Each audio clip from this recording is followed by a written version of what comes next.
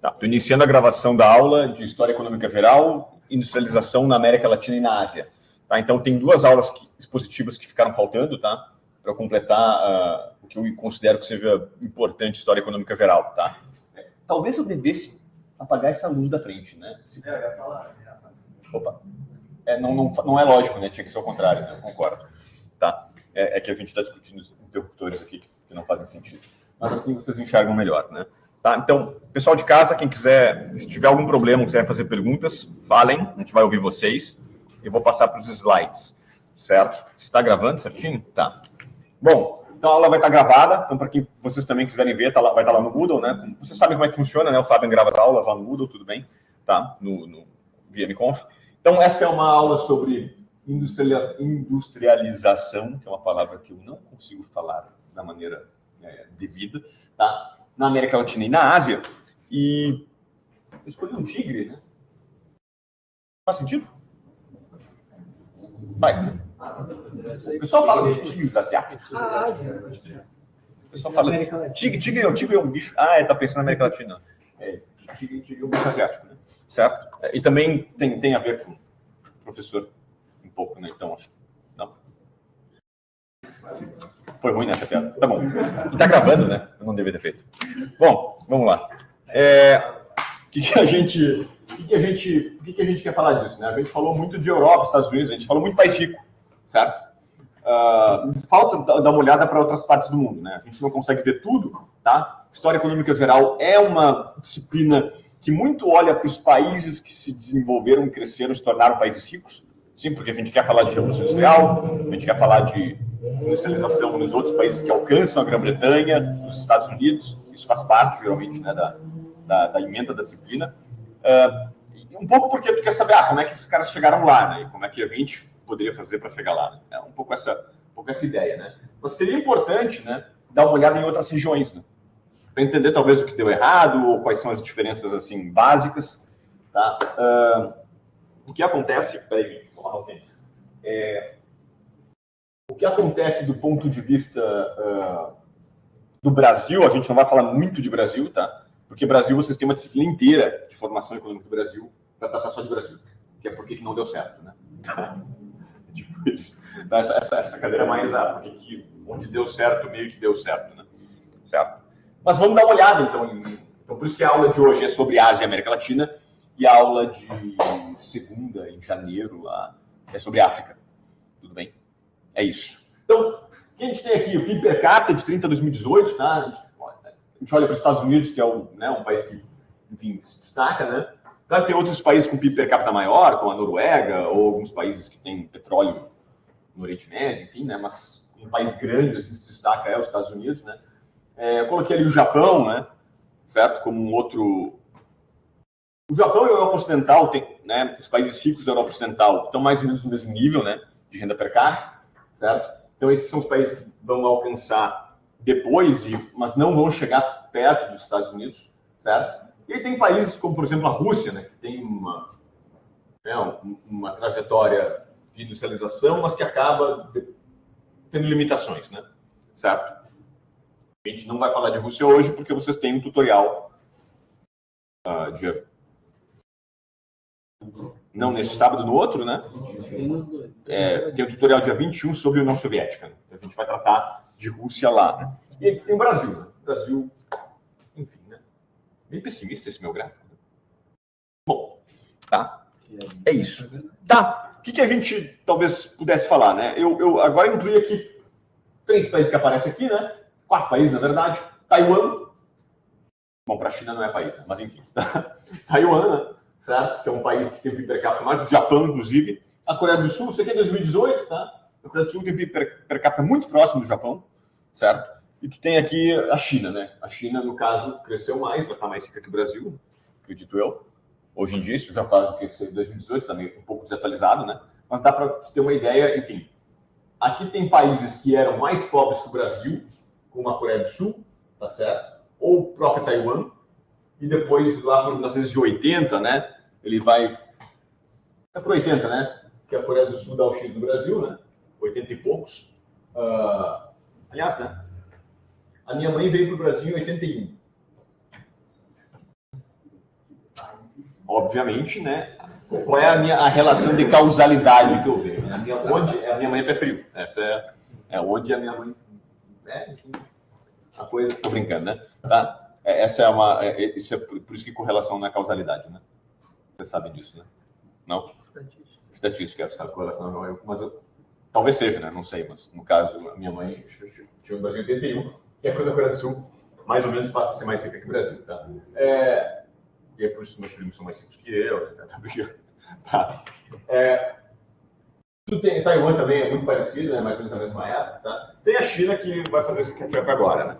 Tá? Então a gente quer entender um pouco por que se faz essa comparação. É muito comum se fazer a comparação entre a América Latina e leste asiático, tá?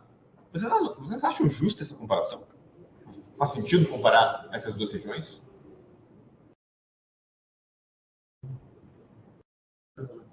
Mais ou menos. Né? Tá, assim, duas coisas. Claro, são regiões que vão tentar se industrializar na segunda metade do século XX, tudo bem? Então, por aí faria algum sentido olhar para esses dois países, para essas duas regiões, perdão, mas são regiões muito distintas, né? Sobre quase todas as dimensões, né? Sim, quase tudo, né? Em termos de população, densidade demográfica, né? População, quantidade de terra disponível, capital, tá entendendo? Capital humano, enfim. É uma coisa de difícil comparação, mas é comum se fazer porque lá aparentemente deu certo, né? E na América Latina não. Então, por isso que a gente vai fazer essa comparação, apesar das limitações, né? Que essa comparação, logicamente, né? É lógico que há imperfeições nisso, né? Tá? Não tem como ser justo. Então, o que eu vou ressaltar aqui?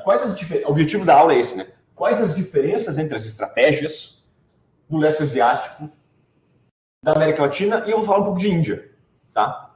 Que também é Ásia, e um país super populoso, talvez a gente deva tratar disso. Tudo bem? Então, cara, é superficial, né? Vai dar uma geral da literatura, super assim, é muito um ponto de partida, né? Claro que tem debates na literatura, mas pra você ter uma ideia. Tudo bem? Perguntas até aqui? Então, tipo, por que eu vou dividir aqui em América? Inclusive, eu faço uma distinção aqui que, né, a gente não vai falar meio que nessa ordem, mas América Latina e Índia fizeram estratégias semelhantes de industrialização e não deu certo, tá? Ou deu certo até certo ponto. E o leste asiático fez uma estratégia diferente. A gente não pode atribuir somente a essa diferença as diferenças de renda per capita entre as duas regiões, tá? Tudo bem? Mas talvez seja um ingrediente importante. Provavelmente é. Tá? Então, eu vou primeiro falar de América Latina, eu vou falar de Índia e aí de leste asiático, para tentar fazer a distinção. Tudo bem? É isso. Perguntas até aqui? Pessoas de casa? 1, 2, 3, 4, 5. O delay não é maior que esse. Estão pedindo que o Marcelo fale, mas parece que eu não sei qual é a questão, mas só transmitindo o desejo da turma. Tudo bem. Vamos falar de América Latina. Pode ser? Posso caminhar um pouco? Deixa. Fábio caminha. Fábio caminha. Aí eu me some assim na tela. Assim. Aí volta assim. Ah, tá bom. Depende, se eu gritar, não. A minha voz tá boa aí? Tá tudo bem. Vamos ver se tá tudo bem lá. Ninguém disse que tá mal. Ok. Industrialização na América Latina. Aqui é bem na parte que não dá para ler. Vocês leem? Ali diz década de 30, intervenção, tá? Então, em todo lugar, tá? Depois da década de 30, a Grande Depressão, né? Ou a partir da Grande Depressão, né? Começa uma... Acho que a gente já falou disso. Começa uma tendência a aumentar a intervenção do Estado na economia. Tudo bem? Porque ali, vamos... Tinha uma ideia, assim, das teorias mais liberais que o mercado vai se autocorrigir, né? Você tem muito desemprego, o salário vai cair. Sim? E quando o salário vai cair, tu vai contratar essas pessoas mais baratas e tudo vai se resolver, né? Tá? A questão é que essas coisas daqui a pouco até se resolvem, mas demora muito tempo. Sim? Se resolve, demora tempo, né? Porque a economia está numa espiral descendente de pessimismo, etc e tal. Até pode resolver, mas há um custo social altíssimo, certo? E daqui a pouco é desnecessário tu fazer, né, deixar que isso aconteça sem parar, né? Uma depressão se avolumar, etc e tal. Então, cara, uma resposta política que vários países dão, né, é intervenção. É uma questão prática, né? Não tinha teoria O Keynes vai escrever em 36. A Grande Depressão já está... Os países já estão se recuperando da Grande Depressão em 36. Né? O Keynes meio que dá a teoria ex post. Sim? Aconteceu e ele meio que legitima, de certa forma, teoricamente, as políticas que já ocorreram antes. Tudo bem? Tá? E os políticos perceberam, do ponto de vista prático, né? Os ministros de economia, não, vai ter que fazer alguma coisa. Né? Tá? Então, surge, por exemplo, o keynesianismo, né? Antes do Keynes, né? Mas surge o que se chama que é gasto, o governo gastar, né? Utilizar gastos, né, na economia para estimular a demanda, tudo bem. O New Deal faz parte disso, né? Nos Estados Unidos, o governo Roosevelt, não Theodore, o Franklin Delano Roosevelt, FDR, né? Ele vai, então, contratar pessoas, aumentar o emprego, tentar estimular a renda. Tu tem a social-democracia na Suécia, sim? Uma resposta dentro da democracia, né? De maior... em que trabalho e capital conseguem aí dialogar, de certa forma, tudo bem. E tu tem também respostas autoritárias, né? Como nazismo e fascismo. Como eu disse na aula passada, né? Os países endividados, basicamente, acabaram partindo para respostas autoritárias, e os países credores, né, conseguiram manter os regimes democráticos. Tudo bem? Então, mas depois disso, tá? A Grande Depressão é uma coisa de curto prazo, né? Uma questão assim de... vamos resolver esse problema agora, né? Só que a questão de tu poder intervir mais na economia se torna legitimada. Então, se começa também a se pensar como é que os governos podem resolver questões de longo prazo. Tá entendendo? A Grande Depressão é um problema conjuntural, sim. É uma crise muito grande, né? Mas é conjuntural, né? Grosso modo. As pessoas... com esse negócio de, o governo interviu e meio que deu certo, né? Mas será que a gente não consegue intervir estruturalmente para superar o subdesenvolvimento? Subdesenvolvimento é um termo da época, né? Hoje a gente não fala isso. Né? Tu não ouve. Vocês ouvem falar o termo país subdesenvolvido? Vocês ouvem? Não é comum assim no vocabulário das organizações internacionais, né? Na escola. Na escola sim, claro, na escola, porque na escola a escola é pessimista, né? Está sendo oprimido e tal. Né? Agora no, sei lá, Banco Mundial, o outro, tu não ouve esse termo, né? É um termo muito para baixo, né? Então, tô brincando. Mas um pouco dos países em desenvolvimento, né? Dá um up, né? Na galera, né? Tá? Pode ter uma questão ideológica, as pessoas, enfim, né? Mas o ponto é, a ideia de subdesenvolvimento surge aqui, né? Underdevelopment, né? Underdevelopment, tá? Então, no pós-guerra, surge uma escola, que é a Escola de Development Economics, né? São economistas que começam a pensar sobre como é que a gente faz para tirar os países da pobreza, sim? Tudo bem? Não é só Keynes, não é só macroeconomia de curto prazo, não é só o desemprego que está na crise hoje. Tá claro? Como é que a gente supera esse negócio a longo prazo? E aí esses caras começam a escrever sobre Europa Oriental, tá? Começa a surgir economistas, vamos ver como é que a gente faz para recuperar a Europa Oriental depois da Segunda Guerra. Sim? Até durante a Segunda Guerra, Rosenstein rodando em 1943, né? O artigo seminal sobre recuperação, né? Tentar entender o subdesenvolvimento da Europa Oriental. Mas aí depois surge em outras regiões. A América Latina é uma delas. Né? Surge a CEPAL. Tá? CEPAL é a Comissão Econômica para a América Latina. Ela cria toda uma escola de pensamento para tentar pensar o subdesenvolvimento latino-americano. Tudo bem? A CEPAL tem influência até hoje no Brasil, né? Na América Latina como um todo. Né? Tá claro. Então, na América Latina, a CEPAL, que é uma comissão da ONU, fundada por esse sujeito aqui, que é o Raul Prebisch, tá? Que foi um ex-presidente do Banco Central argentino, e ele vai basicamente dizer o seguinte, olha, o comércio internacional, né, ele faz com que, né, a gente fique subdesenvolvido, grosso modo é isso, né? As vantagens comparativas da América Latina na exportação de produtos agrícolas, ou minerais, enfim, commodities, certo? E isso ele vai utilizar a teoria da deterioração dos termos de troca. Né? E o que quer dizer isso, né? Significa, será que estou falando demais? Porque eu não revisei a aula, então as coisas estão vindo na minha cabeça loucamente, tá? Mas, não deu tempo de revisar, mas ele basicamente diz, né, que a razão preço das exportações sobre o preço das importações, que o pessoal aí de casa não consegue ver, tá? Mas que vai conseguir ver se eu escrever aqui, né? Mas não vai dar certo, né? Meus colegas estão dizendo que não vai dar certo. Tá? Você enxerga aqui, está? Vamos tentar. Ali, aqui. Tá? Que essa razão aqui, né, que é o preço das exportações e o preço das importações, o livre comércio faz essa coisa aumentar, em tese, né? O livre comércio faz com que o que tu exporta se valorize, né? Se tu vende barato aquela coisa, tu vai ganhar bastante dinheiro com aquilo, tá? Eu não vou explicar toda a teoria, tá? Porque isso é economia internacional do sexto semestre, tá? Mas a ideia aqui é dizer que, ó, o livre comércio, tudo bem, aumenta isso aqui, né? Se tu tá num país fechado e tu abre, tu vai ganhar dinheiro. Faz sentido? Cada um vai trocar o que tem mais vantagem, o que faz mais barato, relativamente. Tá? É Ricardo, né? Agora, o que a CEPAL vai dizer? O que o Prev vai dizer? Ah, não, na verdade não é assim. Quer dizer, isso é verdade. Só que no longo prazo, o que é verdade? Que quando o país é fechado e abre, ele fica mais rico do que antes. Agora, o Prev está dizendo outra coisa. Não é que isso está errado. O Prev está dizendo que, tudo bem, isso é verdade, mas no longo prazo, esse negócio tende a cair para os países que vendem, exportam produtos agrícolas. Tudo bem? Tá? Isso é verdade? Não é? Mais ou menos. Tem produtos que isso é assim. Tem produtos que não. Tá? O que a gente sabe hoje é que isso aqui é volátil.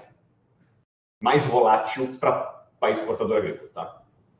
Então, o Prev acho que estava errado. Tá? Mas não havia como testar essas coisas na época. Havia poucos dados. Né? Tá? Mas uma coisa que talvez seja verdade e atrapalhe é que quem exporta produto agrícola tende a ter mais variação de preço e isso atrapalha. Atrapalha planejamento, atrapalha, sabe? Atrapalha a política, né? Porque gera crise, etc. Então, dá para pensar por aí. Tudo bem? Cadê meu apagador? No Brasil, o cara que não defende bem a tese do Prebisch, mas está vinculado a essa escola, é o Celso Furtado. Tá? O Celso Furtado vocês vão ler um pouco, certamente, na próxima disciplina de formação econômica do Brasil. Tudo bem? Vamos lá. Tá. Então, para esses caras, né, da CEPAL e também de outros lugares, né, qual é a solução, né? Não dá para deixar a economia a revelia, assim. O livre comércio vai gerar vantagem, né? Tudo vai se basear em vantagens comparativas, a gente vai continuar vendendo produto agrícola, vai estar sujeito a esses problemas dos preços, etc. Tudo bem? Então, a solução para esses caras é, não, a gente tem que ir contra a corrente, né? Contra a tendência e industrializar. E aí, para isso, tem que intervir. Sim? Se tu deixar livre comércio, que vai vigorar vantagens comparativas. Vejam, a CEPAL não nega o poder explicativo das vantagens comparativas para explicar comércio. Ninguém é contra, ninguém é contra vantagens comparativas do ponto de vista teórico. Tá entendendo? Ela explica por que cada país exporta o que ou importa o que. Tá entendendo? A gente exporta soja porque a gente tem vantagem, a gente faz barato soja, relativamente. Sim? A gente tem muita terra e a gente tem produtividade também agrícola. Sim? Como explicação está correta. A questão é saber se normativamente isso é o desejável, né? Então quem é mais livre comércio vai dizer, não, isso não é problema. E quem é mais intervencionista vai dizer, não, isso é um problema, tem que industrializar. Tudo bem?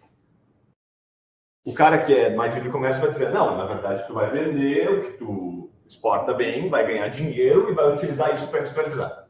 Enquanto o outro vai dizer, né, o intervencionista vai dizer, não vai dar, a gente tem que industrializar com mais intervenção. Tudo bem? É um pouco essa a coisa, tá? Para esses caras da CEPAL, a solução para... A industrialização é a solução para duas coisas, né? Vejam, isso aqui é anos 50, tá? Sim? Anos 50 tem aquela coisa... Bom, primeiro para acabar com a pobreza e o desenvolvimento, essa é a primeira ideia. E a segunda é para acabar com a dependência econômica, que é uma coisa meio nacionalista. Sim? É uma coisa de terceiro mundo, né? Nacionalismo de terceiro mundo, sim? Tem conferência de Bandung nessa época, países não alinhados na Guerra Fria se reunindo, entendeu? Tentando fazer uma... Tá entendendo? Independência dos países da África. Então tem um espírito do tempo ali, né?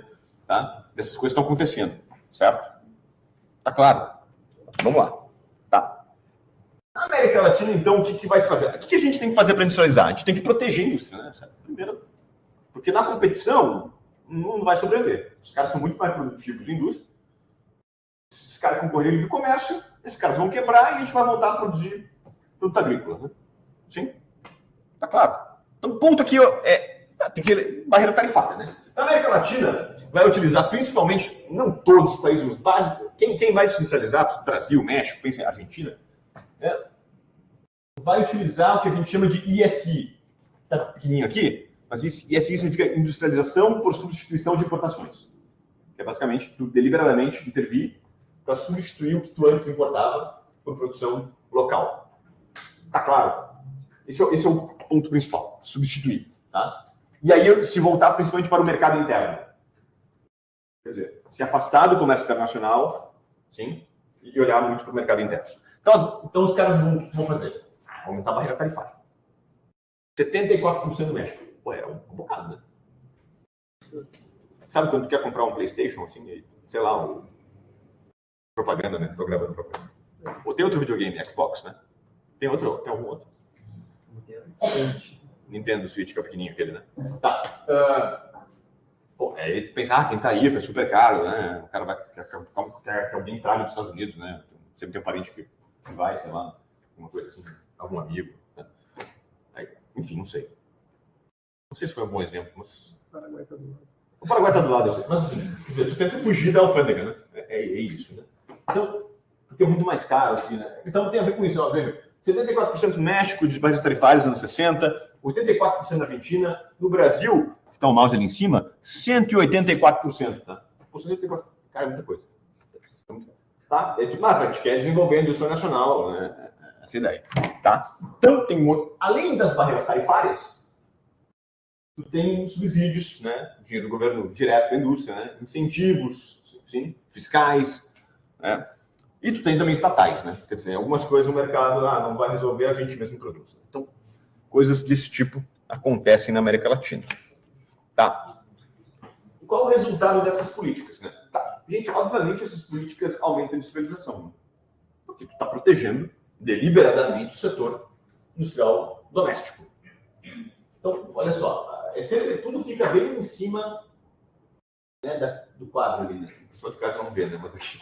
Então, pega a tela. Bom, aqui é 29, primeira coluna, aqui é 50 e aqui é 80, tá? Então, vocês vão ver que tanto o Brasil como a Argentina, todo mundo, o seu setor industrial aumenta, né? Até 50. Em 80 até alguns reduz um pouco, né? Mas tu vê que em 50 aumenta, né? Então, pega a Argentina, pega o Brasil aumenta, quase dobra, né? Sim. Isso é bastante, tá? Porque os serviços são muito grandes, né? O setor de serviços é muito grande. Então, isso é bastante coisa. O próprio Chile, tá? Colômbia, México, né? Tá? Uruguai não muito, né? Mas o Uruguai é um país pequeno, né? Certo? Venezuela também não muito, né? Ela foi muito petróleo, né? Mas mesmo na Venezuela. Então, na América Latina, de 30 a 50, tu dobra o setor industrial. Tá claro? E depois aumenta mais ainda, 27%. Tá? Isso parece que, do ponto de vista de industrializar e urbanizar, que é uma consequência lógica, tá tudo bem, né? Funciona. Tá. Só que essa estratégia, ela morre quando? Ela morre em 1980, 79, 80, quando... Bom, tem dois problemas aqui, tá? Tem o fechamento comercial, talvez excessivo. Qual o problema de fechar excessivo? Pensem comigo. Protege a indústria, mas qual o problema de fechar excessivamente? Tu não cria escala porque não dá para exportar. Uma questão é não criar escala, né? Quer dizer, se tu exporta os produtos, tá? Tu tem mais escala. E em vários setores, escala torna as coisas mais baratas. Fazer mais faz ficar mais barato. O custo baixo, o custo de produção por unidade. Sim? O custo médio. Essa é uma questão. Mas, claro, pode pensar, o Brasil tem muita gente, um mercado interno grande. Daria para fazer. Poderia pensar isso, tá? De qualquer forma, tem limitações, é verdade. Né? Mas qual é o outro problema? Competitividade. Competitividade veio da galera aqui. Tá? Quer dizer, se tu não concorre com outras indústrias de outros países, por que tu vai aumentar a produtividade? Né? É questão de incentivo. Como questão de incentivo, né? Como é que tu faz, e essa é a questão um pouco, né? Como é que tu faz para proteger, mas estimular o aumento de produtividade? Você está entendendo? Que proteger é para a indústria sobreviver, tá claro? Agora, como é que tu faz para esses caras? Não, mas esses caras daqui a pouco tem que se tornar competitivo, né? Não é? Senão nós vamos ficar, né, improdutivos para sempre, né? Que é o Brasil, né? Não daria para botar tipo um prazo para acabar e abrir o mercado? Como é que tu faz isso? Define um prazo Mandando. para as empresas. O governo vai lá e manda. Tem que fazer isso no prazo. Vocês entendem? Longo prazo, mas seja 10 anos, é melhor do que 70. Vocês entendem que isso é um problema político? Sim. Tu tem que ter um governo que seja capaz de cobrar das empresas que elas sejam produtivas num prazo. Faz sentido, né? O que vocês estão dizendo, tá? Dá para fazer isso? Talvez não, mas como é que tu faz isso? É uma engenharia política, né? Vai lá, então o governo vai lá e prende os empresários que não estão cumprindo as metas. Eu acho que considerando essa questão política, seja em qualquer país, tá? Uhum. Não necessariamente no Brasil. Não tem. Como se fosse uma parceria entre empresário e político, entre as pessoas andem da forma que for. Entendi. Quer dizer, tem como, mas desde que então, pessoal de casa, né? O que a colega está dizendo que é difícil fazer isso se tem conflitos, né, entre o empresariado e a política, né? Talvez, mas tu tem que conseguir daqui a pouco cobrar que isso aconteça. Tem incentivos. Entendi. Tu só dá o dinheiro se o cara cumprir metas de produtividade. Daria, mas entendem que é uma questão política, né? Porque se tem conflito ali e não quero pagar e não vai, enfim. Tem que criar algum mecanismo de cooperação entre governo e iniciativa privada que funcione, né? Tem dois jeitos de fazer o sujeito cooperar, né? Mandando ou, né, de uma forma autoritária, talvez. E um outro talvez seja de alguma negociação, né, cooperativa menos autoritária. Né? Eu estou falando em abstrato aqui, tá? Mas vocês entendem que não é uma coisa simples, né? E aqui o que eu estou tentando dizer para vocês, assim, já desde o começo do curso, assim, não é uma questão de intervenção, só. Se tu vai intervir, como é que tu faz para isso funcionar? Não é simples, não é ter Estado, não ter Estado. É que Estado, como o Estado funciona, como a iniciativa privada funciona, como são as regras da sociedade, as instituições. É muito complicado. Se fosse fácil, se fosse só intervir, estava resolvido. Entendeu? Não é ficar estudando esse negócio, ninguém sabe, ninguém tem a receita de como ficar rico. Assim, de bolo. Entendeu? Se tivesse, estava meio que resolvido. E aí tu alinhava politicamente. Né? A questão é que entra muita política. Tem muita questão institucional, cultural. E daqui a pouco as respostas vão variar de contexto a contexto. Né? A gente compara a América Latina e a Ásia, mas será que dá para pegar a receita asiática e aplicar na América Latina? Tem gente que defende isso. Vamos fazer o que a Coreia ou a China fazem no Brasil. Essa questão cultural, ela pesa bastante. A questão cultural pesa bastante. Eu estou falando. Eu estou repetindo o que tu fala para o pessoal ouvir. Daí para não criar a zona franca de mão. E quem são os políticos? Nós mesmos. Por pensar. São reflexos de nós. Os políticos são nossos reflexos. Então, a questão cultural pesa. Todo mundo quer ganhar. Todo mundo quer ganhar. Quando tu é empresário, tu quer ganhar. Quando tu é político, tu quer ganhar. A gente vê uma questão como pessoa física. No sentido de, o país tem que ser bom para todo mundo e tal. Mas quando tu é empresário, tu tá sendo empresa. Mas em outros lugares também, né? A questão é como tu faz alinhar esse negócio, né? Ou tem alguma coisa a mais, do tipo, alguma coisa nacional, não sei. É difícil assim, precisar o que precisa para fazer isso acontecer. Então, vocês entendem que é um desafio, né? Não é uma coisa, solução mágica e simples, tá? Só isso que eu estou tentando dizer para vocês, tá? Essa estratégia, né, até gerou bastante crescimento no Brasil por algum tempo, tá? Tem uma discussão sobre se o Brasil cresceu tanto como a gente acha que cresceu, tá? Bem recente, sobre o PIB do Brasil, tá? A gente tinha uma ideia do PIB do Brasil que teria crescido, sei lá, 4 e pouco, 5% ao ano. No Milagre é mais que isso, no Milagre é 10% ao ano, né? 5 por 5 anos, assim, né? Em média. Mas, assim, se a gente tem uma discussão de novas estimativas do Edmar Bach, do Guilherme Tombolo e do Flávio Versiani, que dizem que eu acho que eles têm razão, que eles mostram isso, que a FGV, que calculava o PIB, deixou de considerar o setor de serviços do governo, não só do governo, mas alguns setores da área de serviços cujo crescimento é lento. E, portanto, a estimativa de crescimento que a gente tem na economia brasileira é superestimada hoje. Ela, na verdade, teria sido menor, porque eles refazem a estimação, quer dizer, eles não têm uma série, mas eles argumentam que acho que o crescimento teria sido, em média, menor. Tá claro? Esse é Mas, de qualquer forma, teria crescido bastante, urbanizou bastante, todo mundo sabe que cresceu, tá? Sei lá, o cara comprou uma TV na década de 70, entendeu? Pra ver a Copa do Mundo. Tá? É a cores, né? Ver o Pelé, né? Tá? O cara fez isso. Não sei com que TV, né, mano? Tá, então teve crescimento, tá? Só que esse negócio chegou ao fim quando teve a crise do petróleo em 73, a primeira crise. Isso, quer dizer, ali não foi o fim, ali o Brasil deu uma... Tá, deu um jeito para manter o crescimento.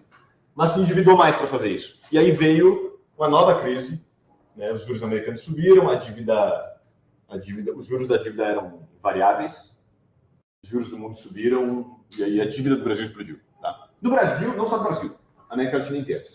Tudo bem? Todo mundo pegou dinheiro emprestado nessa época e tal, porque estava ruim, mas ninguém sabia que vinha outra crise de petróleo. Né?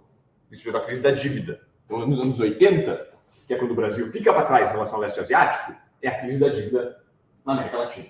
Tá claro? E aí, por exemplo, eu nasci em 85, não faz o menor sentido. Ter filho em 80, nos anos 80, que é isso? Foi? Na época da hiperinflação. Hiperinflação. Meus primeiros anos de vida é hiperinflação. Eu lembro das moedas. Tá. Vocês nasceram nos anos 2000 e pouco. A maioria de vocês, 2000 2002? Não. Não, mas a maioria é 2005, né? 2006. 2006 era PT. O Brasil crescendo, né? Tudo otimista, tudo ia dar certo. Né? Aquela capinha do... Aí vocês entraram na adolescência, cara, foi tudo água abaixo. Eu só trago boas notícias. Né? Tá bom, gente? Vamos ver como é. Peraí. Tá, então aí, ó. Isso aqui é Argentina, Brasil e México, né? A gente consegue olhar para esse slide que teve um crescimento bom a partir daqui é 30, tá? Teve um crescimento alto, né? Dá para ver? Aqui então, ó. Isso aqui, 80 era aquela quebrada, né? Depois volta em 2000, que é essa época. Mas essa época é mais via exportação agrícola, né? Aqui é a época da industrialização. Né? Não tem crescimento bom, só que aqui dá uma. Ó, essa área aqui é a crise. Aí tu pensa, pô, cresceu bastante, né? Legal. Mas pensa a América Latina em relação aos Estados Unidos. Tá? Então, isso aqui tem 7 países, os 7 maiores, aqui uns 20 países da América Latina.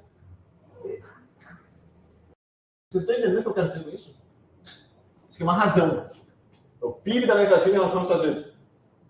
Esse negócio cresce aqui, cai aqui na Grande Depressão e depois fica meio estável. Estou dizendo que os Estados Unidos cresceu tanto quanto nós, naquele período que a gente diz que a gente cresceu muito. E no final, na verdade, a gente está pior do que começamos no século. É verdade. A gente é país pobre é mais fácil crescer em tese. Os Estados Unidos, que é um país rico, cresceu mais que a gente. O país pobre é mais fácil crescer em tese. O que é mais fácil crescer? O que é menor? É mais fácil crescer porque tu tem menos, né? A base é menor. Eu estou sendo bem matemático. Porque é matemático. E também tem rendimentos... Bom, enfim, eu vou entrar em muita teoria, mas assim, em tese é mais fácil. Claro que... Tu está dizendo que se o país é pobre, que a coisa não funciona, então não vai crescer. Eu entendi. Se tu entendi como as coisas funcionam, sim, eu entendi. Entendi teu ponto. Mas assim, matematicamente seria mais fácil crescer sendo pobre, né? É isso. Tá. Tudo bem, gente? Pontos positivos, então. Tudo bem? Sim. Tem industrialização. Um lado é bom, urbanizou, tem um lado bom nisso, né? O meio rural é complicado, às vezes está muito longe, né? Não tem serviços, né? Tu mora longe dos hospitais, longe das escolas, né?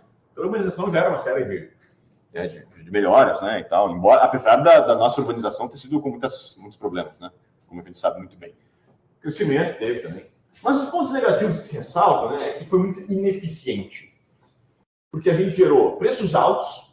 Então, tu põe a tarifa em 170% mais alto. Então, tu está protegendo a indústria, mas tudo fica mais caro para os consumidores, né? Ou seja, para as pessoas. Entendeu? Tu está pagando mais caro. Depois tu está importando outro negócio. Sim? Isso, mas vale a pena porque vai dizer... Sim, vale a pena se tu desenvolver a indústria e o troço bombar e depois tu poder exportar isso, for produtivo, gerar emprego, sim. Se não dá certo, tu só pagou mais caro, né? Tá? Por vários anos. Pensa na indústria de carros hoje, né? No Brasil, né? É uma indústria que tem um monte de vantagens fiscais, não sei o quê, incentivo. É ineficiente, não é difícil exportar, né? Os carros são caros. A gente protege a indústria automobilística há, sei lá, 70 anos. A adoção do modelo rodoviário foi em parte para a tendência. Em parte, sim. E é Em parte, sim. um problema. Porque tu deixou o modal ferroviário meio abandonado, né? Quer dizer, já tinha uma tendência de abandono antes, né? Mas sim, acho que incentivou bastante, né? O abandono, né? Então, e aí a desigualdade, né? Quer dizer, a gente teve um modelo, veja só, o Brasil era desigual, sempre foi, né? Um pouco, né? Mas aumentou, né? A desigualdade ao longo do tempo, embora o país tenha crescido, todo mundo, claro, as pessoas eram pobres e ficaram menos pobres, né? Mas a desigualdade aumentou. Quem estava em cima ganhou mais do que quem estava embaixo, tá entendendo? Isso se tornou notório no censo de 70, quando o regime militar, né, foi fazer propaganda, ó, estamos crescendo, é milagre. Um pessoal de esquerda lá, os economistas, foram olhar o censo de 170, compararam com o de 60 e mas a desigualdade aumentou. E bastante nessa década, que teve milagre e tal. E aí, o que aconteceu, né? Então, a gente teve um modelo de preços altos, né? E que aumentou a desigualdade no Brasil. Tudo bem? Tudo bem, gente? Pessoas em casa. O Marcelo disse tudo certo, mas isso faz meia hora. Havia uma demanda por manifestações do colega Marcelo. Mas aí está a demanda dele. Tá bom. Vamos falar de Índia, então. A Índia é um contexto diferente, né? Posso falar de Índia? Eu peço permissão, mas eu vou falar igual. Que horas são, gente? Tá tudo bem? Sim. 21h12. Eu vou falar de Índia, eu vou falar de Ásia. Eu tenho que acelerar. Rapidão. Índia. A Ásia em geral, né? A Ásia em geral está naquele processo de descolonização, tá? Tudo bem? Então, tipo, Coreia e Taiwan eram colônias japonesas, ficam independentes em 45, né? A Índia, grande, né? Torna independente da Grã-Bretanha em 47. As Índias Orientais Neerlandesas, né? Conhecido hoje por Indonésia, tá? Elas se independizam dos Países Baixos em 49, né? A Indochina Francesa, que é Vietnã, né? Tá? Laos, isso. Em 54, se torna independente da França. Então tem aqui a Conferência de Bandung, né? Os países estão saindo dessa situação de colonização, estão alinhados, enfim, se reunindo, né? Para, terceiro mundo, como é que a gente faz? Então tem essa coisa, né? Acontecendo na Ásia. A Índia, tá? Até meados do século XX, estava muito integrada ao comércio internacional, né? Via Império Britânico, né? Tá. E o que aconteceu lá é que eles tinham uma indústria tradicional têxtil. Só que depois que os britânicos entraram lá com os têxteis baratos deles, industriais, esse setor... isso não fica bem no vídeo. Esse setor... É difícil preocupar com vocês. Bom, esse setor, ele se desindustrializa, tá? Aí a Índia se torna independente, tá? Em 47, tá? E aí o presidente vai ser eu não sei falar o nome dele completo, mas era o Nehru, tá? O Nehru vai... A Índia é uma democracia, né? Eleitoral, né? Em 47, né? Todo mundo, né? Eles acabam oficialmente com as castas, etc e tal, né? Então tem uma participação política grande, né? Relativamente está... Agora, nos últimos anos, tem havido uma coisa meio mais autoritária na Índia, né? Mas ainda dentro de regras eleitorais democráticas, né? Mas o Nehru, ele vai advogar uma industrialização inspirada no modelo soviético, que a gente ainda não estudou, tá? Mas os soviéticos tinham um sistema de planejamento central, tá? Tudo bem? E que gerou industrialização na União Soviética. Tudo bem? O cara vai usar um esquema meio soviético. Então vai ter planos quinquenais, como a União Soviética tinha planos a cada 5 anos, né? De planejamento da produção, etc e tal. Tudo bem? Ele vai fazer isso. E a economia vai ser mista. Vai ter muito estatal e muito privado. Vai fazer uma coisa, um meio termo. Tudo bem? Isso que a gente vai fazer. A Índia vai usar também tarifas altas, vai usar um monte de licenças de importação, quer dizer, vai dificultar importar, como na América Latina. Tá? Então, até a piada que se fazia na época, né, é que a Índia, historicamente, né, quando os ingleses, os britânicos chegam na Índia, é a Companhia das Índias Orientais que governa a Índia. Não é o Estado britânico, tá entendendo? Era a companhia que governava. Então, nessa época, é a época do Company Raj, tá? É o reino o governo da companhia. Depois, lá no século XIX, né, aí o Estado britânico toma conta e se torna o British Raj, né? Quando realmente o Estado britânico passa a governar. E aí os caras brincam, né? Que depois, no lado do Nehru, passa a ser o License Raj, né? Quer dizer, o governo das licenças, tem que pedir para o Estado a licença para importar tudo tem que passar pelo Estado, né, em termos de comércio. Tá? Então, eles fazem de tão intervencionista que era, tá, o regime comercial indiano. Então, eles industrializam, mas gera uma certa ineficiência. Né? Curiosamente, embora a Índia seja muito diferente, os resultados parecem relativamente semelhantes com a América Latina. Tudo bem? Relativamente. É mais ou menos o mesmo esquema. Industrialização por substituição de importações, tá? A Índia, então, claro, a Índia é muito pobre, mas muito pobre, cresce muito, né? Mas olha só, cresce muito mais de 80 em diante quando acaba o license Raj, né? Sim. Aqui, veja, esse crescimento aqui é pífio, na verdade, né? É um desempenho pior que na América Latina, tá? Quer dizer, não funciona muito bem na Índia, tá? Tudo bem? Então, o que eu estou tentando dizer aqui é que o que se percebeu que o modelo de ISI, tá, ele pareceu ser limitado em muitos países. Está claro. Tudo bem? Tem gente que defende aqui nessa faculdade, tem falar que o defende que no Brasil teria sido bom. O Ciro Gomes vai dizer que, claro, o melhor momento da história do Brasil aconteceu. Tá? Mas, sei lá, né? Teve muitas limitações. Né? Então, dá para falar de América Latina, dá para falar de Índia, certo ponto, Egito, Turquia, né? Fizeram mais ou menos a mesma coisa e tiveram um desempenho parecido. Sim, melhorou, mas com limitações. Tá? Coreia e Taiwan começaram com isso, tá? Por algum tempo, com substituição de importações, mas depois eles mudam. Tá? É disso que eu quero falar. E eu não digo isso que essa é a solução para o Brasil, porque, como eu disse, é difícil de achar. Então, pegar um negócio da Coreia e da China e aplicar aqui e funcionar. Inclusive, eu não acredito nisso. No mínimo, teria que adaptar. Né? No mínimo. E talvez tenha que ser uma receita completamente diferente. A gente não sabe. Tá claro? Só tá tudo bem. Eu tô achando que essa minha aula de ficar na câmera olhando para vocês, eu fico fazendo um discurso aqui. Eu me sinto diferente fazendo isso. Vocês sentem que eu tô diferente? Sim. Eu não sei. É estranho para mim.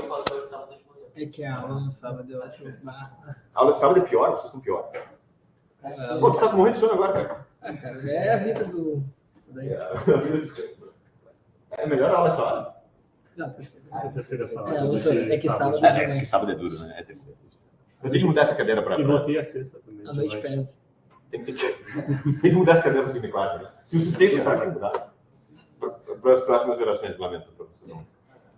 Só se vocês rodarem, né? Vocês podem. Mas semestre que vem é segunda e quarta. Então, se rodarem agora.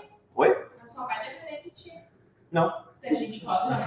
Não, gente, veja, a questão é a seguinte, é que o colega falou que só depende de mim. Não, o professor não rala o aluno, ele só segura o ralador. Essa é mais ou menos isso. Faz sentido? Faz, né? Tá. Leste asiático, tá, o que esses caras fizeram? Esses caras são diferentes, eu sei. Tem um monte de coisa. Cara, minha Índia foi assim... Não sei. 2 minutos, assim. A Índia é isso. Cara, claro que a Índia é muito mais complexo, né? Tá? Deve ser legal estudar Índia. Alguém quer fazer um TCC aí, faz Índia. Tá. Agora, leste asiático. Bom, o Japão, vocês viram na aula passada, o Japão deu pós-segunda guerra, pum. Então, eles fizeram o que a gente chama de Big Push. É um investimento em vários setores, com o governo intervindo, e a coisa foi. E aí, tem os tigres asiáticos, né, que como foram chamados nos anos 80, 90, esses países que seguiram o Japão, de certa forma, uma estratégia semelhante. Né, que seria a Coreia, Taiwan, Hong Kong, né, que hoje é parte da China, né, tá? E Singapura, certo? Singapura era parte da Indonésia, nós estamos independentes, né? Certo? E aí esses países aí vão fazer uma coisa diferente. Entre 50 e 90, eles vão atingir uma taxa média de crescimento de 7% ao ano. Isso é muita coisa. Tá?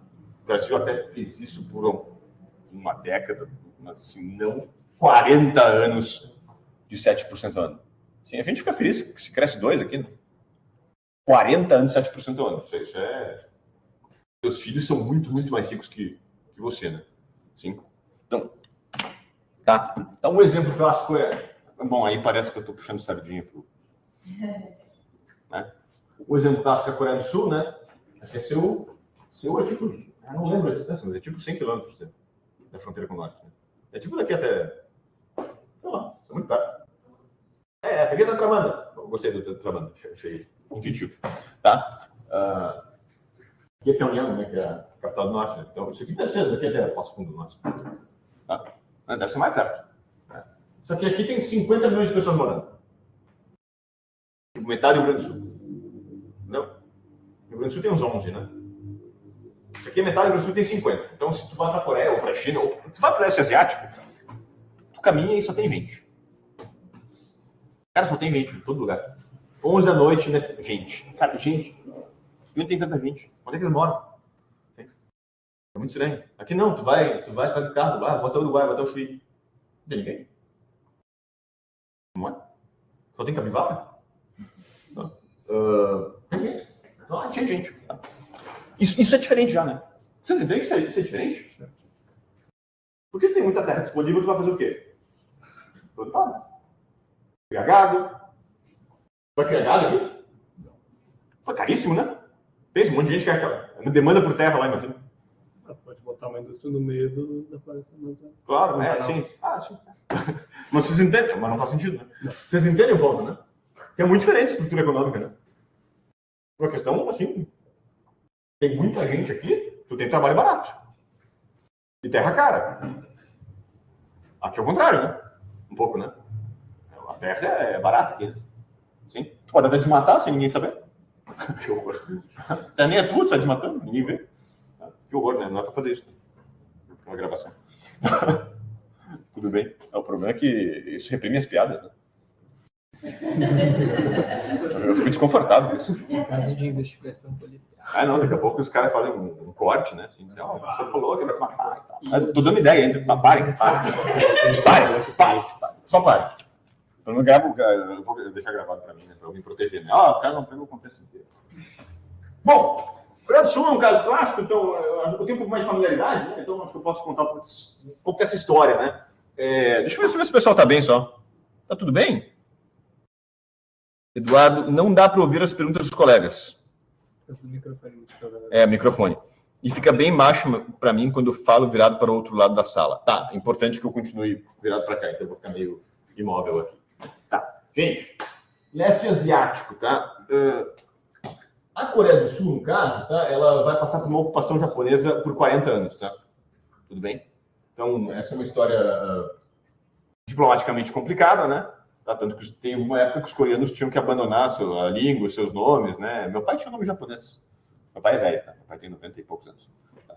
Então, outra hora que eu estou da minha família. Tá. Então, a ocupação japonesa é um negócio pesado para os caras, né? Só que com a derrota do Japão na Segunda Guerra, tá? E a Coreia se libertando em 45, as coisas mudam, né? O Japão traz alguma indústria para a Coreia já, sim? Porque ela já vê recursos baratos, etc. Eles trazem alguma industrialização. Então, já tem um start ali que o Japão deu, né? Tá? Então, depois da libertação da Coreia, fica um vácuo de poder e a questão da Guerra Fria, sim? Então, o que acontece lá é que, em algum momento, o Norte se torna comunista com o apoio da União Soviética e da China, tá? E o Sul se torna capitalista com o apoio dos Estados Unidos. Só que as coisas não estavam muito claras, né? Até onde é o quê, né? Quer dizer, tinha um paralelo lá, né? Tá? Que dividia, mas as tropas do Norte, em algum momento, em 50, invadem do Sul para tentar tomar toda a península e reunificar a Coreia, né? Sob o regime comunista. Tá? Estados Unidos entram na guerra, né? Sob a bandeira da ONU, porque a União Soviética e a China boicotavam o Conselho de Segurança na época. Certo? E aí, então, passou, né? A ONU, então, passou a resolução de de poder entrar na guerra.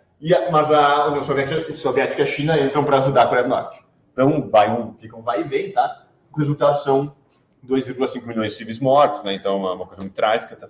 Certo? Eu falo isso com uma certa frieza aqui, porque eu estou dando aula, tá? Certo? Enfim. Mas o que acontece é que a Coreia do Sul vai... que é a parte capitalista, né? E aí, bom, parece propaganda, né? Mas é verdade, né? O que aconteceu, né? É que a Coreia do Sul vai ter um crescimento meteórico, né? Principalmente... eu fui para o outro lado da sala. Falando de novo.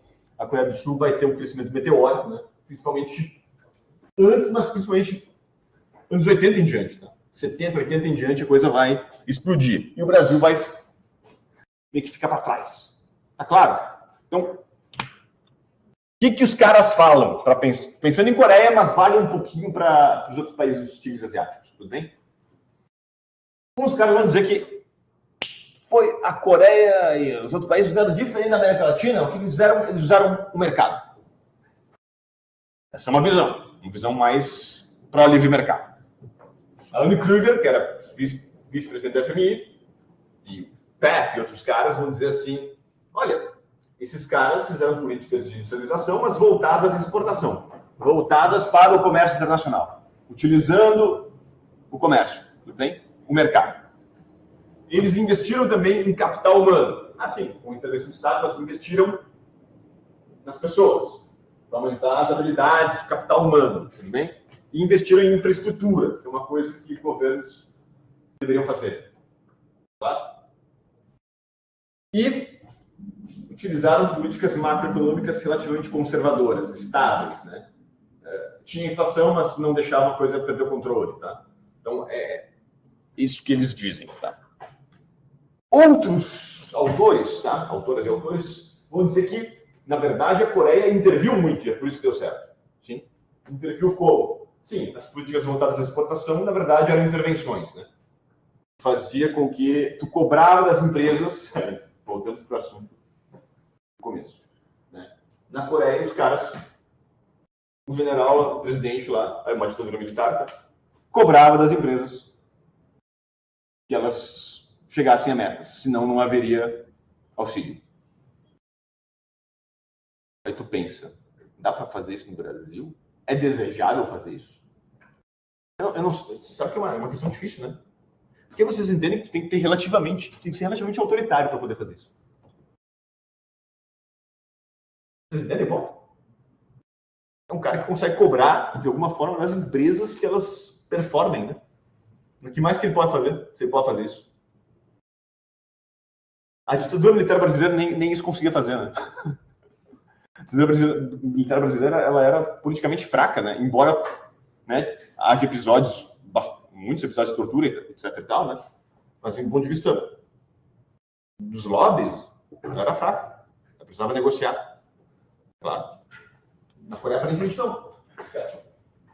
Os caras dessa linha, o Robert Wade, principalmente Alice Amsden, que é a literatura mais conhecida, tá? Dizem que essas políticas industriais, políticas setoriais de intervenção do Estado em certos setores é que permitiram o aumento da produtividade da economia coreana, tá?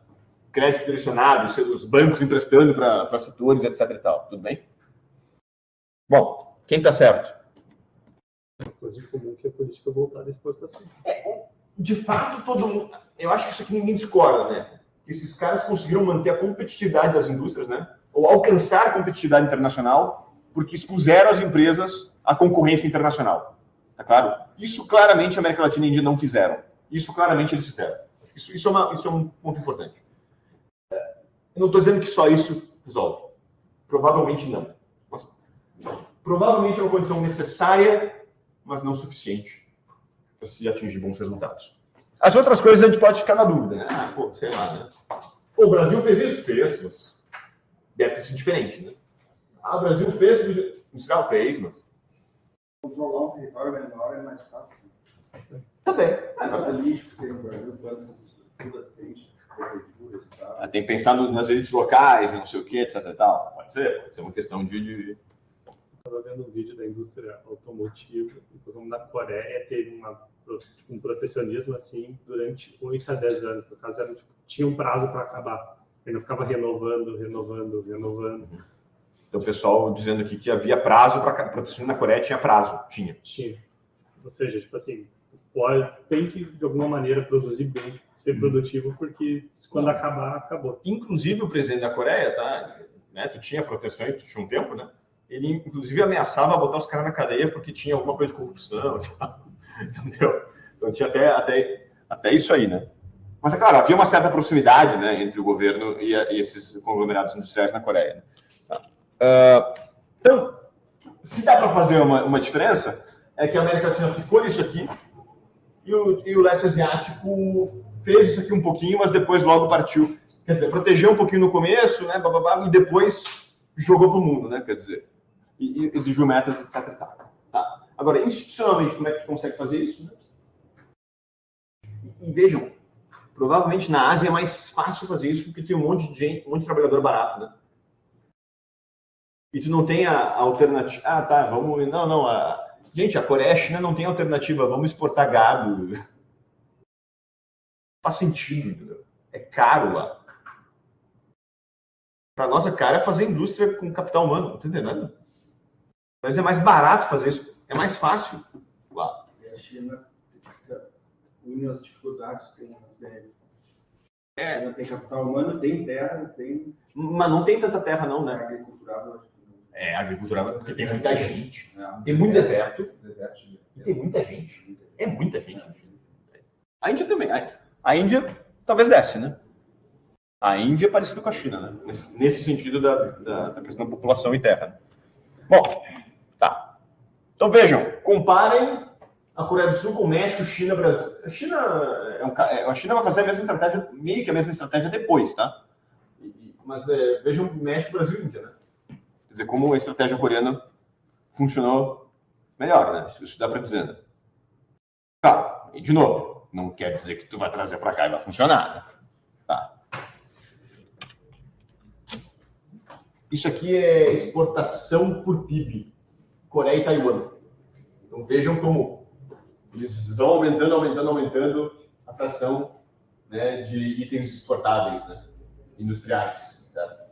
A gente não dá muito espaço. A gente tenta fazer isso nos anos 70, mas não dá certo, tá?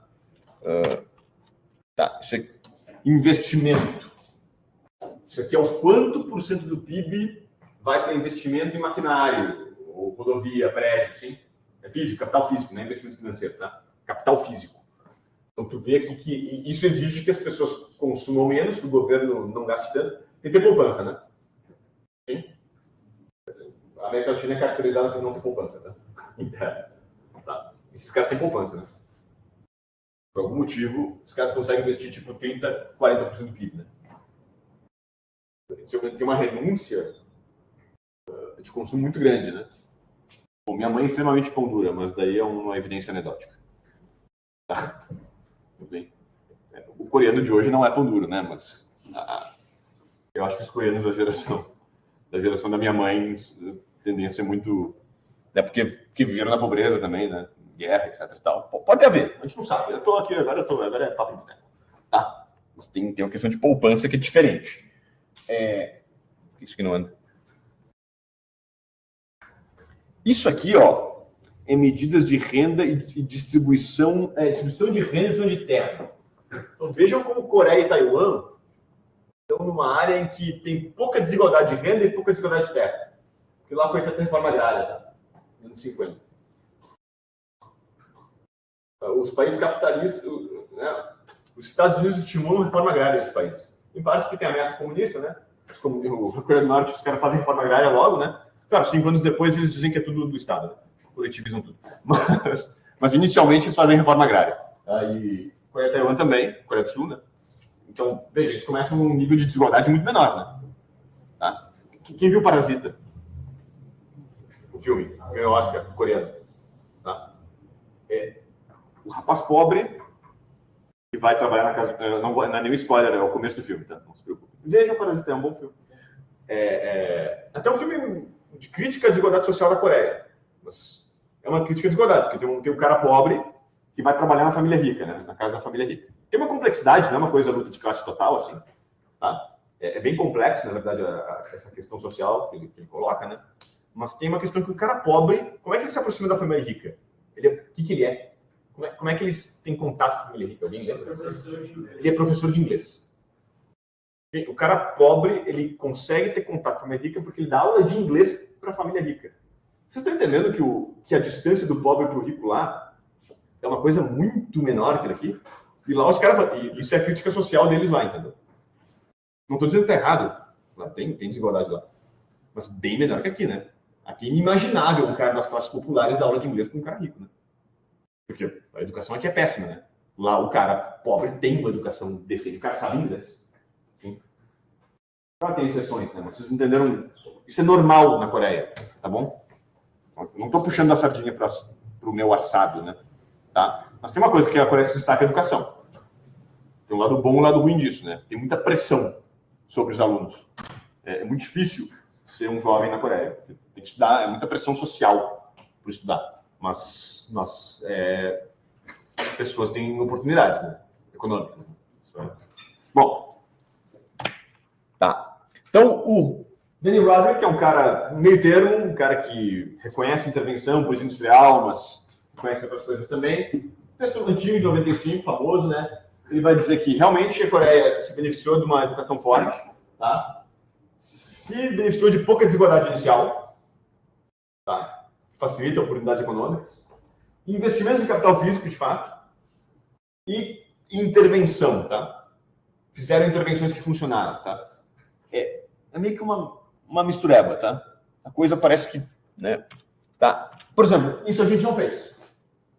Isso a gente não tinha, nunca teve. Tá? Então, a gente começa com pontos de partida diferentes, tá? Então, isso já é uma questão. Uma outra tese que é famosa, tem muita gente que critica, é do sociólogo Peter Evans, tá? Um texto de 90 e poucos. Embedded Autonomy, autonomia inserida do Estado. Aqui o ponto é que o Estado era relativamente autônomo em relação às elites políticas, mas com muita proximidade, muita inserção. É uma coisa paradoxal um pouco. Tipo, ele podia cobrar das empresas, mas ele estava lá junto na hora de desenhar as políticas industriais. Eles estavam alinhados com as empresas, consultavam as empresas para fazer esse negócio dar certo. Havia uma cooperação, embora o Estado no final tivesse uma palavra mais forte. Tudo bem? Tá? E aí o Peter Evans tem categorias, ele vai dizer, tem estados predatórios, como na República Democrática do Congo, tá? Onde é um estado falido, né? Tá? Tem estados intermediários, como Brasil e Índia, por isso que o resultado é intermediário, e tem estados, de fato, desenvolvimentistas que funcionam, que seria o exemplo da Coreia do Sul. Tá? Então, tá. Aí ele tenta explicar que tem a ver com essas conexões entre Estado e setor privado. Tudo bem? Tá. Finalmente, tá? Tô no final quase, tá? Tem o Nathan Lane, texto de 2000. Tá, 22 foi publicado só esse ano. Ficou 8 anos trabalhando nesse texto. Coitado. Nathan Lane, professor de Oxford, ele tenta estudar um episódio que é a indústria pesada e química na Coreia do Sul, tá? E ele mostra e confirma alguns achados da literatura mais antiga, que a política industrial para esses setores funcionou muito bem, tá? Mas assim, isso não significa que funcione em outros lugares. Mas realmente na Coreia a gente avaliou de maneira estatística precisa e realmente os resultados foram positivos. Agora, por que funcionou lá, não aqui, ainda não sabemos bem, tá? Tudo bem? Minhas conclusões. Finalmente. Tá tudo bem aí, pessoal? Ninguém disse que não. A Letícia está digitando. Letícia disse que sim. Tomamos a palavra dela. Eduardo disse que sim. Melhorou, Eduardo? Marcelo disse que sim. Tá? Eduardo disse que melhorou muito, tá? Tá, então, desculpa, eu virei para lá, não percebi, tá? Qualquer coisa, gente, quem tiver dúvidas de algum trecho, foi ver a gravação, não entendeu, porque eu me virei, fale comigo, eu tento resolver, tá? Conclusões, gente. Quais as diferenças, né? Deu para sacar? Eu gostei dessa minha aula, apesar disso tudo. Foi boa. Eu sei que vocês estão cansados, podre aí, querendo morrer, mas... Mil vezes isso do que sábado. É melhor aquilo. Melhor. Sempre é boa, apesar de ser no sábado. Muito obrigado. Elogio, tá? Não vale nota, elogio. Obrigado. Tá? Gente, teve diferença, acho que deu para entender, né? Acho que, cara, essa coisa de voltar às exportações, sim. Aí tem detalhes, né? talvez, assim, é uma coisa um pouco mais convencional e conservadora, um pouco, estou dizendo, mas acho que política macroeconômica estável ajuda. Que excesso de inflação, isso não... Tá? Eu acho que isso é uma coisa que a gente deveria mudar um pouco, né? Tá? Estabilidade monetária tem que ser um pouco conservador, sem ser conservador na área social, entendeu? A gente tem que conseguir fazer esse equilíbrio. Como equilíbrio macroeconômico, mas ao mesmo tempo investindo em questões sociais, que a gente tem muita desigualdade, né? É uma equação complicada. Eles não têm tantos problemas, vocês entendem? Tipo, a gente tem dificuldade de investir em capital físico, que a gente tem que ter um monte de política social que a gente tem que fazer, porque tem que fazer. Só que, né? A conta não fecha. O cobertor é curto, parece, para as nossas demandas, tá? Sociais. Então, esses asiáticos dá para dizer, do lado mais conservador, que é de estabilidade macro, que tinha mais poupança, mais educação, aí do lado mais o pessoal da intervenção, mais política industrial, exportações, né? Quer dizer, tem um mix aí que parece que funcionou lá e a gente não fez algumas dessas coisas, né? E a gente nem sabe se a gente consegue fazer, mas não é para perder esperança, quer dizer, a gente tem que pensar em formas de fazer alguma coisa funcionar. Algumas coisas melhoraram, tá? A educação melhorou. É ruim, mas melhorou. Tá? Porque mais gente tem acesso, embora a qualidade seja... Enfim, a qualidade era boa antes, dizem, né? Isso não era bom, mas assim, uma camada desse tamanho da população. A expansão, ela sempre tem esses problemas, né? Agora, como é que a gente faz aumentar a qualidade para todo mundo, né?